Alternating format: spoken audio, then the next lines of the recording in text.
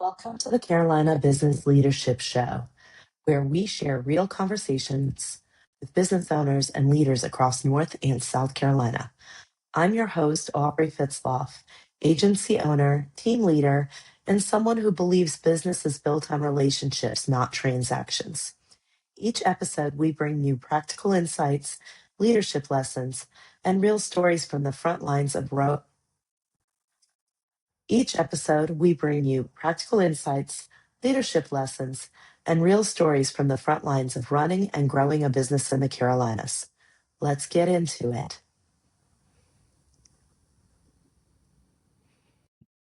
Welcome to the Real Business Lifetime Lessons podcast, where Carolina business leaders get real about growth, grit, and leadership. Today, we're joined by Gabriele Grigolon, chef and owner of Acqua e Vino, a beloved Italian restaurant in Charlotte, North Carolina, renowned for its authentic flavors and personal touch. Born and trained in Italy, Gabriele's culinary journey has taken him across Europe and the U.S. from Michelin-starred restaurants to building his own restaurant from the ground up.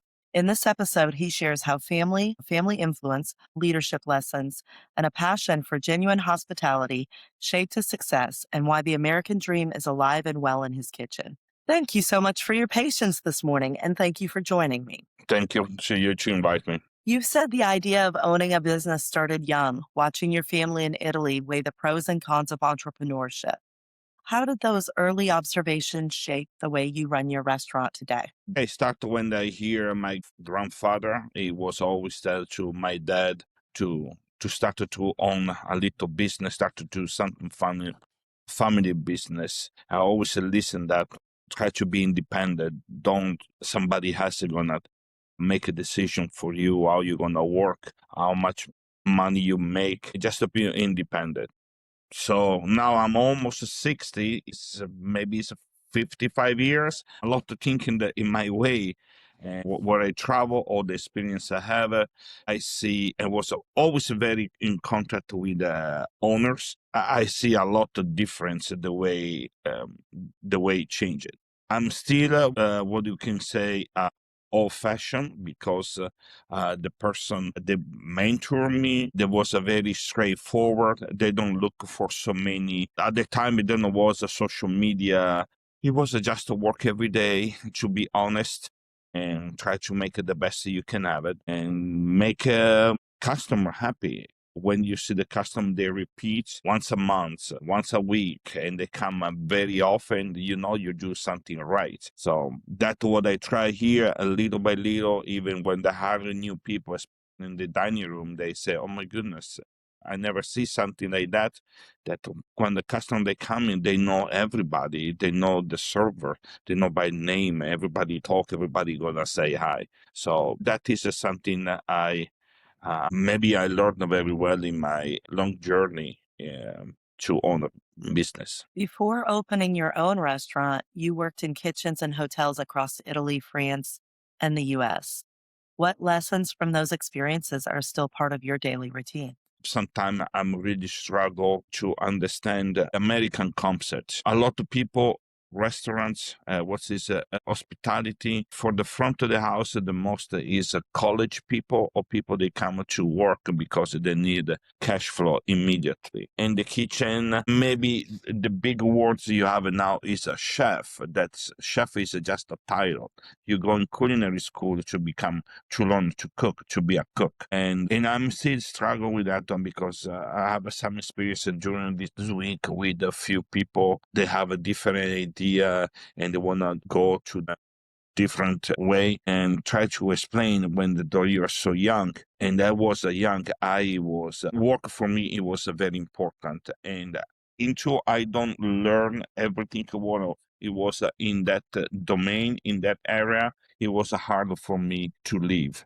So maybe it was 3, 4, 5 years enough to say, okay, now I know everything. I know this restaurant. I know this kitchen. I know everybody. I was feeling it was too tight, so I moved. When here you see most people is like 6 months and they think to go to the new place because they're gonna have something what do you call it, something more to learn. it's still very hard for me to understand. You've mentioned that mentors played a big role in your journey. What's one piece of advice from a mentor that you've carried into every stage of your career? My mentor, it was most about to understand the job that they do it. Was don't do this one, don't do that, and suggest you here. The mentoring 40, 30, 50 years ago, it was I think it was in a different way. It was they understand you, they see you, how you work, how dedicated you was. Maybe they make it a little harder in you, and sometimes you ask to yourself, why if I do everything right, I do my job, I have to be yell to all the group when somebody. And there was just to see who can make it, who can. And after you see, it was a 6 months, 1 year, 2 year, and after you see something, they started to come to ask you things, and they say, Gabriele, what do you think? What is your opinion about this one? What do you think we go here? They here in United States is almost like uh, when I hear somebody mentoring, they talk. It's almost for my feeling, it's like people they try to babysitting you. And sometimes here is always, did I do right? I was wrong here. What I have to do? My time after a little while you was there, you get it. And you are the one tell the owners, oh, so today we have this one. How many we're gonna do this way, this way? No, now it's the opposite side. And I have experienced a little with some younger people working me in the kitchen. They always ask you question. It's like they don't wanna make a mistake. And sometimes they have some stupid question for my thinking, because you just did yesterday. You repeated the same thing. Why you is the way to do a question or your approach have to be very different. You almost look like when he's a puppy, is afraid to do things. They are there in this way, and I'm afraid. Don't be afraid. And let's talk. These people, they was Italian. They come from more different experience.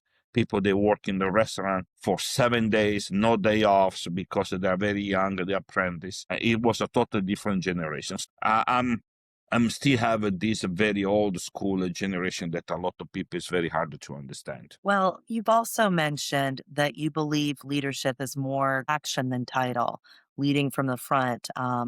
Can you share a specific moment when that philosophy made a real difference for you and your team? I have a different moment, and always I find when you work, you're the youngest person, have so much experience, and something happen in the location where you work. You don't have the chef, you don't have the everybody start to look at you and to say, what are we gonna do here? My first example was in 1982. I was barely 15 years old. I was to what they call the season in a little island in Tuscany. It's called Isola d'Alba. And I went to work there. I was the youngest in the kitchen. We have other two people that are older than me, and after having the chef, a helper. For me, it was just my second year in the culinary school. The other there was one was 18, the other was 19, but they was always afraid. And one morning, the chef he didn't show up to work, and everybody was look around what to do. And we was already there like 6 weeks, 7 weeks, and the menu was always the same. At that time, what is a Monday, every month is gonna be repeat. Every Tuesday is gonna repeat. Every Thursday. And then look, everybody was just a little bit afraid. So for me, it was a natural. I don't know. Maybe is a something is a natural in me. I just started and go to the section where it was was the chef to do things, and I started working and make there. I didn't what do you call it. I really didn't care to make a mistake, because I know at lunch at 12 o'clock we're gonna have 100 guests from the hotel that need their lunch, and I think it was very easy.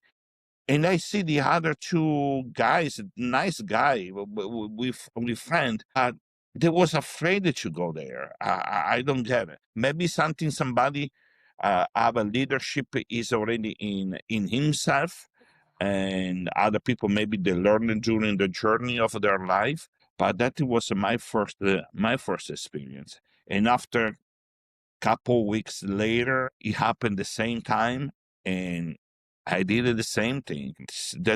Was my first time, and I always look and say, why I'm the youngest and can do that. And after having the brother-in-law of the owner of the hotel, he take me under his wing because was too far away from where I grew up. He knows the people around there. He defended me in so many things. I kind of think it's interesting. Sometimes people are afraid to step out and try something, but like in your situation, like the job had to get done. I can say I have an experience in some way, in some place where I went to work in a bigger location with the more people, with a bigger team. And I always say, be very careful. If I come to work after 1 week, 2 weeks, maybe in the first week, if I see you have a gray area that I don't see nobody take advantage of, I'm a vulture. I come inside and I show to everybody who is the big dogs and who they raise their voice. I take advantage of it. And especially when they see gray, you can go in a place, you see black and white. But when you go, everybody told, oh yeah, we have this leadership here, we have this. And after when you go work in 1 week, you start to see something's not wrong, and I see this gray area, I go inside, we talk, no problem. And they say, okay, you do this and you do that. And the people say, but the last one, but we have to do things. We have to deliver. So that's always I did it. And that is a natural for me. I don't need to have the sign or the stars. I don't care about nothing of that one. Gabriele, when we spoke before, you mentioned that you have dyslexia.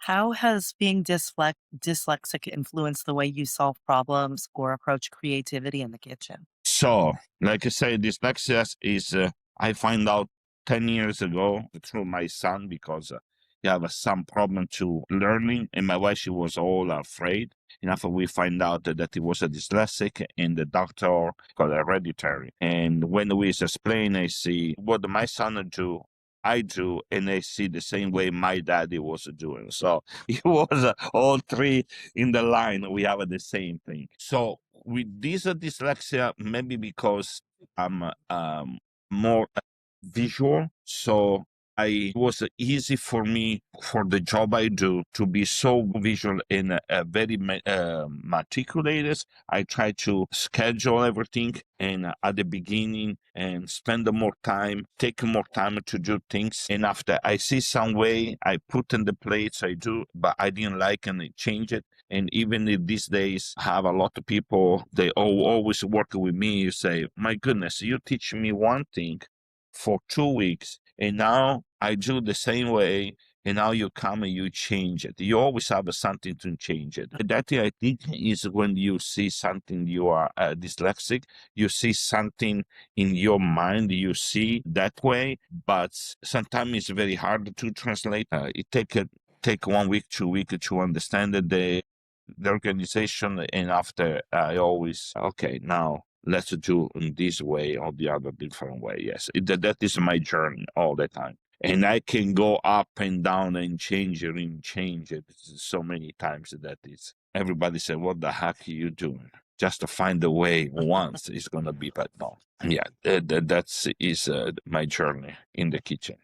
I'm happy for what I have. I see things in different way. So you've been clear that pride in your work means treating the business as if it's your own, even if you're an employee. How do you instill that mindset in your staff? I have a few that really understand. I was just talking yesterday. I was talking with my mom, and she said, "What's going on?" I say, "At work, unfortunately, I have a few things that they're not going to go this way." And they say, "But I understand. I know you are the way you are. You're very meticulous." My parents and my grandparents, the way they teach us to be respectful and to take ownership. It doesn't mean my really first job that after school, it was in 1983, and I was in this pastry, and the owners, person guy that he loved me. He taken me under his wing like I should be his son. And 3-4 months with the pastry chef, and after the guys go away, and the owners is coming to me and they say, Gabriele, do you think you can do it? And I say, I try. I never been afraid. But that guy at the time, I talk about over 40 years ago, he spent a lot of money. I can tell you, maybe it was like, as of today's, to see the price, maybe take like $1 million to building this pastry shop. It was unbelievable. And he gave this key at these young kids. It was only 17 years old. And the only thing I say to him, if I was to come at 7 o'clock with the chef, I mean, for me, tomorrow I'm going to come at 4 o'clock. And that's what I start. And I was always very careful. And I was very proud of where I work. For me, to work in some places, always, I'm very proud and always very careful when they go out. I represent the location where I work in a high standard. I don't try to do stupid thing. Try to be very low key. When I'm not there, I'm somewhere else that nobody I know. I party, I do my stupid thing. When I'm close to where I work, I'm very, very careful. I always consider everything it was around there. It cost a lot of money to be sure I don't break it. And at that time, you break it, you pay it. Here it's just, I'm sorry. At that time, you break it, you pay it. A few people, they understand, and a few, they are very good, and they always say, be careful, don't do that. This costs money when they have I'm not in the kitchen. And unfortunately, I have a few situations that I know wasn't be able to be here for family matters, and I know a few people, they did very well. If somebody else, there was a like a pit bull. Here they think it should be you. Yeah, that mean they learn something. They learn leadership and what it mean to own a business. So I'm happy for that. Well, you've told me that you make a point to personally greet your guests and try to bring a piece of Italian dining experience to the Charlotte market. How has that personal connection helped you stand out in a competitive restaurant world? Just to go to the opposite, as of today, even in Europe, everything is a social media. Everything is in the magazine, on TV, and I didn't have all this when I opened my little business. The budget I have a very, very small, but I was already over 10 years in this town. Some of the customer that there was a client where I was chef in other restaurant, they start to come here. And I was already start to have a relation with them when I was a chef in the other restaurant to go out. They ask for me, say hi to the table, or do a couple of things different. And that is helping me to have this relation. So it was easy for me. I think I have like 100 people in my list when I opened the restaurant. I sent the invitation, it was open. And at the moment I was open, because I have already a relation with them, joking. The day I opened this a very small restaurant. Dining room is a 500 square feet. When I opened with you, the little, what do you call it, in fresco, open house, cocktails, wine, and some finger food. And after they come in the kitchen, they see it was like my house. So, and I keep it doing. And the first service, I remember, I was serving a table. It was a service.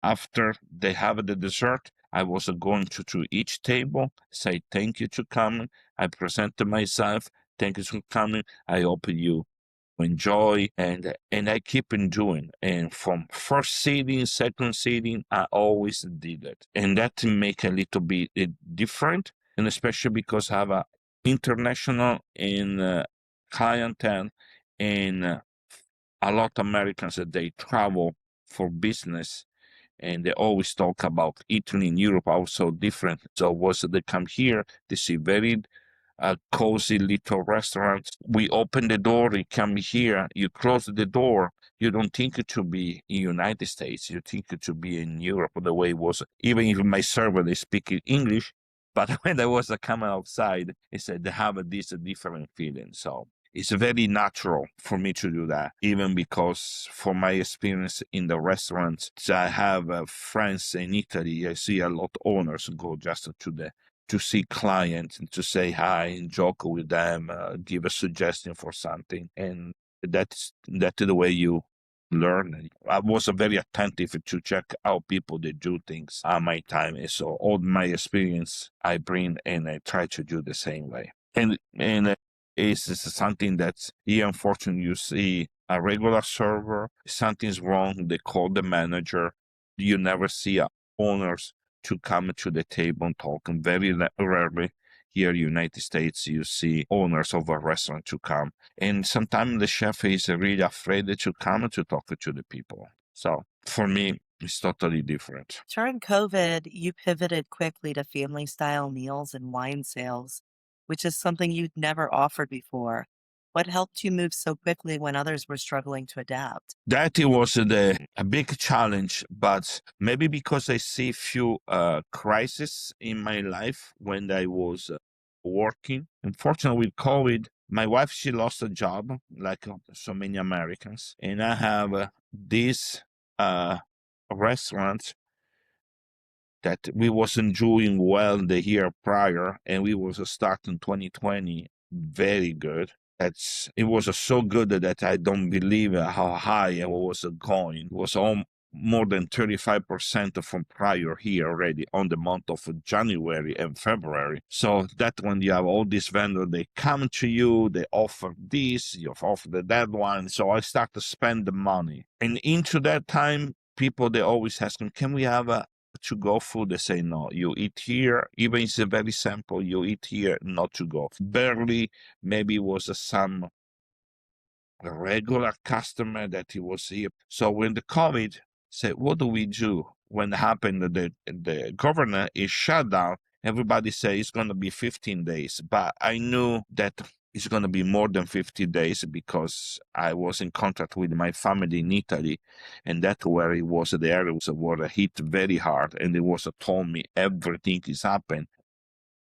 I say, okay, this is going to be take a long time. So the idea, it was, okay, let's do, because all my customer, they want, we want your food. We want your food. And other people, because at that time, everybody want to help at the restaurant. It's going to be only for 50 days. People, they threw money to buy food. But I knew very well that my food in traveling, it was very good.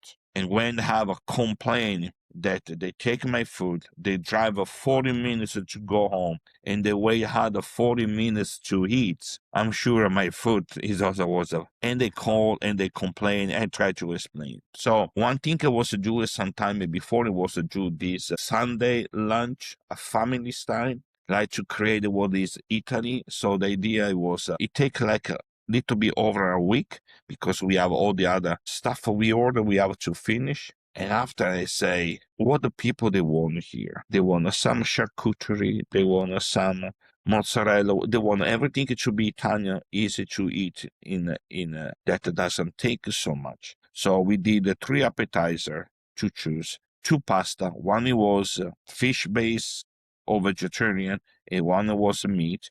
And after we offer 1 meat and 1 fish, majority of the meat, it was like braised meat, easy to eat, and the dessert. And that it take me 10 days to arrive to do a profession. And after it was just, I wasn't doing number bigger than to be an open restaurant. Plus, they give us the opportunity that we can sell the wine. So all the wine that was ordered, it was easy to have a little credenza in the middle of my restaurant. And we display all this wine. It was at the same price of a retail sale. And every week we order more wine to return, and customer they want to support us. They ask us, make me 1 case, make 2 cases, give me 6 bottles. And that it was something that really, it was a fun. It was a very nice, it was a fun. We make a lot of hours in the weekend, but I think we make a lot of people because in my shopping center where I was the only location to be open, have the lights on.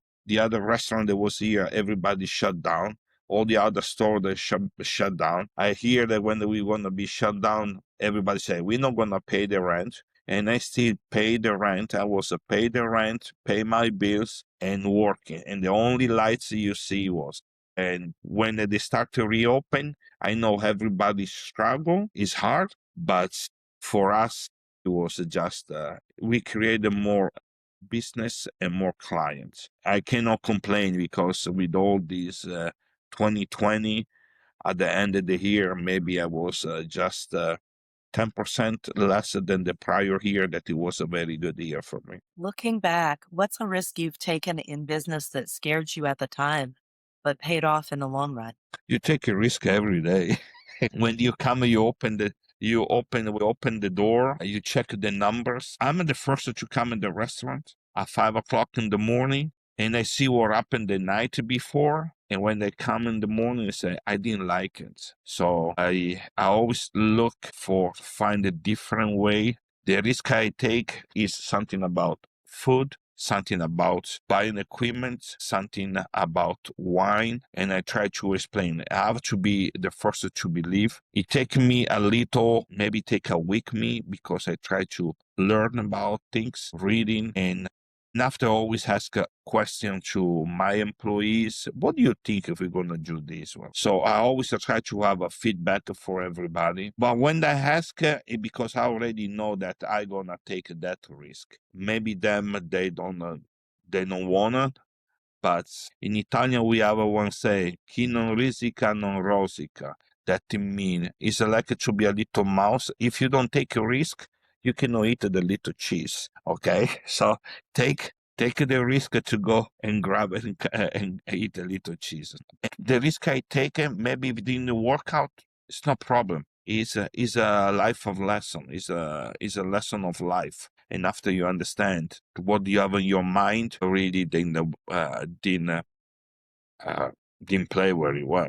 So maybe it's going for a different time. How do you balance tradition with innovation so that your restaurant continues to evolve but still maintains its identity? Tradition for me is everything. If you know the classic cuisine, you know all the tradition. And I was in an era that there was a Jew only that type of cuisine. That was at the school. This is the way we do it. It's very easy to do today and not to be old, because what you see on this day on the restaurants, kind of concept a lot of people they do, is very easy. The old school can go very well, because at the end of the day, you go to the restaurant, you want to eat well, you want to drink well, you want to have a nice and fun time, and you don't want to, the moment you pay it, you don't want to be a ripoff.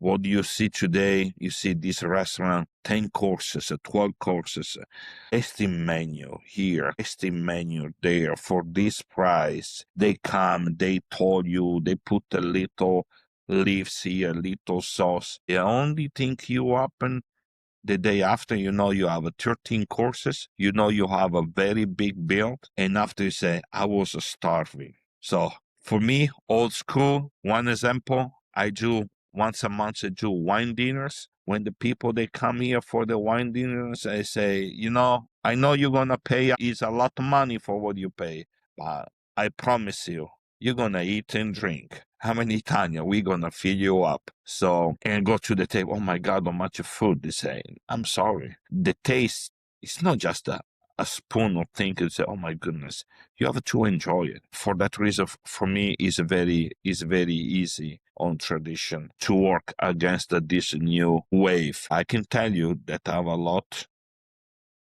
chef, they are star Michelin, that they see it when they do things in that way. Most of that restaurant, they are in red. If they can go back, they go back to do sample thing, because it's the easy, people, they are more happy, and you have a more fun. Little by little, tradition and old school is gonna be back. It's always good. You mentioned in our intro call that you've recently gotten your American citizenship. What does the American dream mean to you personally, and how has that belief shaped your work? So yes, after 27 years in the United States, finally I got my citizenship. To have my wife, she's always companion for the last 10 years, 50, more than that. Why you don't become an American? I was waiting. I never think about what you call it. I don't want to become an American. And it wasn't my radar. Even because when they come to the United States in 98, it was for me to come 3-5 years to have my first visa and learn the Americans, and after go back in south of France, in Côte d'Azur, where I was living, because it was a lot American there. This way I can speak the language, I can understand. After now I find a wife, we have kids. After move down here for my business. And yes, American dream is something a lot of people don't understand the freedom you have here. I have some clients that they are international and they're on the same boat of me. When they go back home in Europe, they complain and they say, it's amazing all the rules, regulation they have there. And you here, you can do what you want. And here is the country where you can take a risk. You cannot be nobody, but you can hard work. People still appreciate your hard work if you're honest. People they really say, "Oh my goodness, what do you do? How you can do that?"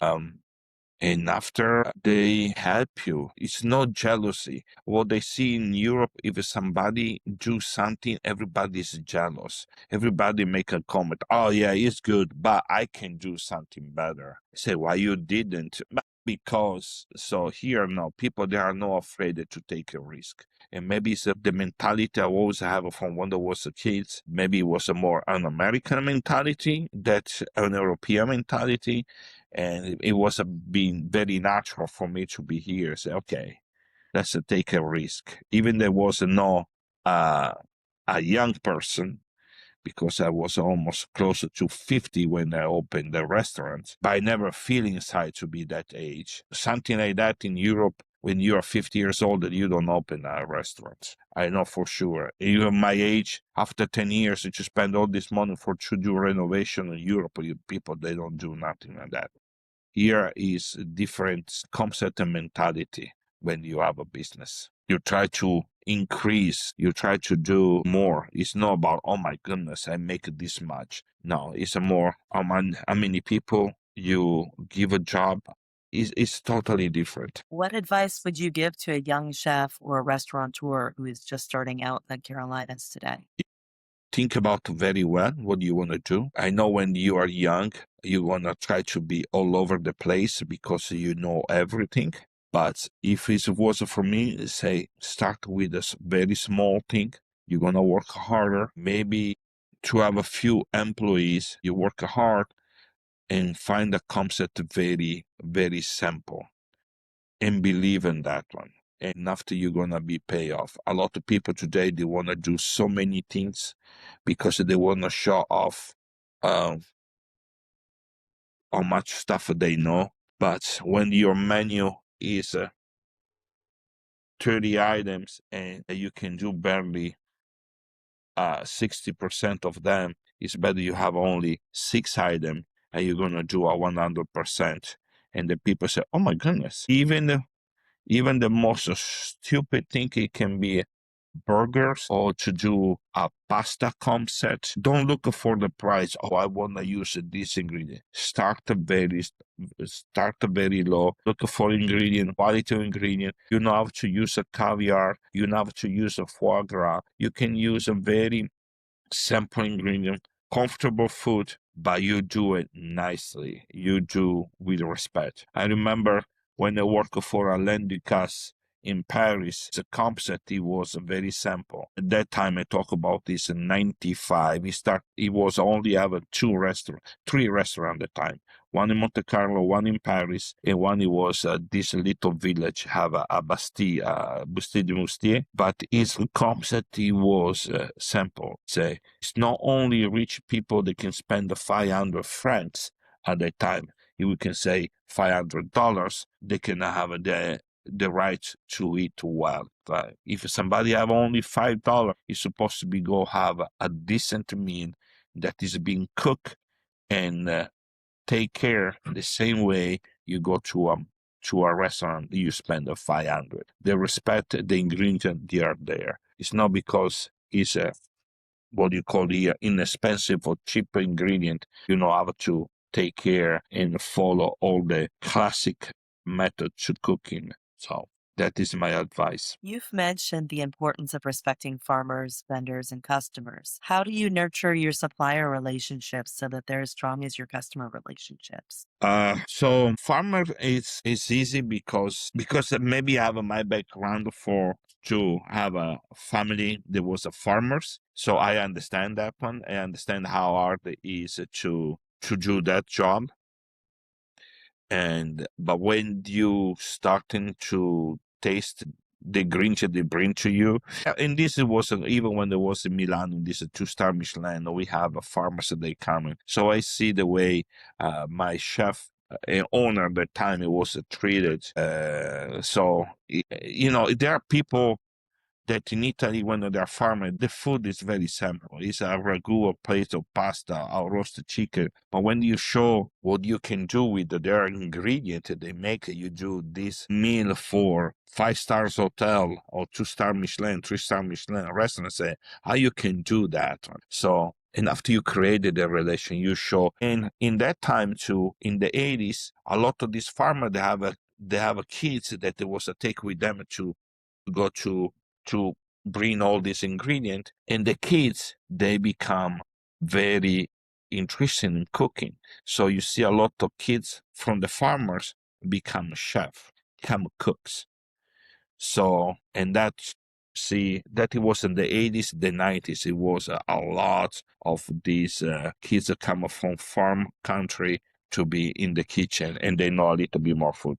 The relation with them when they come here, plate of pasta, sandwich or something. I always have it for them to make it tasty because you see they are full of dirt and they say, "Oh my God!" and they don't think I cannot come to eat here. No, you treat them different. You give a coffee. I'm an Italian, so we did think a different way. So plate of pasta, customer in the same way. When they go to the table, sometimes I say, "What did you order for?" "Yes." "You order your wine?" "Yes." They say, "Okay, I'm gonna change your wine and you change your order. I'm gonna do everything the way I want." So sometimes they expect that. So you create more relation that's it's not a credit card number. It's a name. It's a face. So this is the way I